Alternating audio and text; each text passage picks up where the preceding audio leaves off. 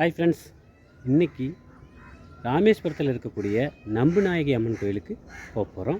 வாங்க போகலாம். இந்த கோயில் எங்கே அமைஞ்சிருக்குன்னா, ராமேஸ்வரத்துலேருந்து சுமார் ஒரு 4 கிலோமீட்டர் தொலைவில் அமைஞ்சிருக்கு. நம்புநாயகி அம்மன் கோயில் இந்த கோயிலுங்க. இதில் சிறப்புகள் நிறைய இருக்குது. இந்த கோயிலோட சிறப்பு தெரிஞ்சுக்கிறதுக்கு நம்ம அடுத்தடுத்து தெரிஞ்சுக்கலாம். என் கூடயே ட்ராவல் பண்ணுங்க.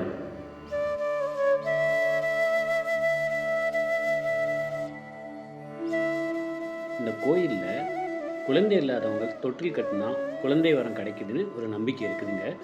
அது மட்டும் இல்லை, இங்கே திருமணம் ஆகாதவங்க ஒரு அம்மி இருக்குங்க, அங்கே வந்து நம்ம அரைச்சி மஞ்சளை அந்த அம்மனுக்கு கொடுத்தா கண்டிப்பாக திருமணம் நடக்குதுன்னு முழுசாக நம்பப்படுதுங்க இந்த நம்புநாயகி அம்மன் கோயிலில்.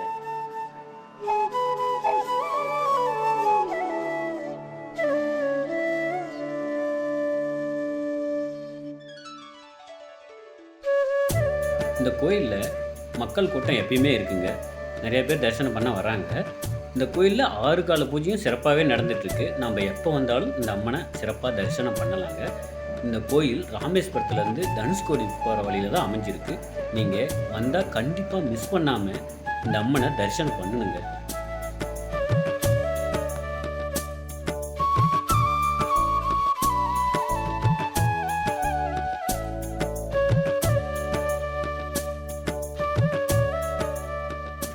இந்த நம்புநாயகியோட சிறப்பை நாம் தெரிஞ்சுக்கணும்னா கண்டிப்பாக இலங்கை நம்ம போய் தான் ஆகணுங்க. இலங்கையில் ராவணன் சீதையை கடத்தி அசோகவனத்தில் வச்சிருக்கும்போது இந்த நம்புநாயகி தாய் தான் சீதையம்மனுக்கு துணையாக இருந்தாங்களாம். அப்பயே இந்த அம்மன் நம்பிக்கையாக அந்த சீதையம்மனுக்கு இருந்ததுனால உனக்கு ராமேஸ்வரத்தில் ஒரு கோயில் கண்டிப்பாக அமையும் சொல்லி சீதை வரம் கொடுத்ததாக நம்பப்படுதுங்க. நீங்கள் இந்த கோயிலுக்கு வந்தீங்கன்னா இந்த நம்புநாயகி அம்மன் உங்களுடைய கோரிக்கையை சிறப்பாக நடத்தி கொடுப்பாங்க. நம்பிக்கையாக வாங்க.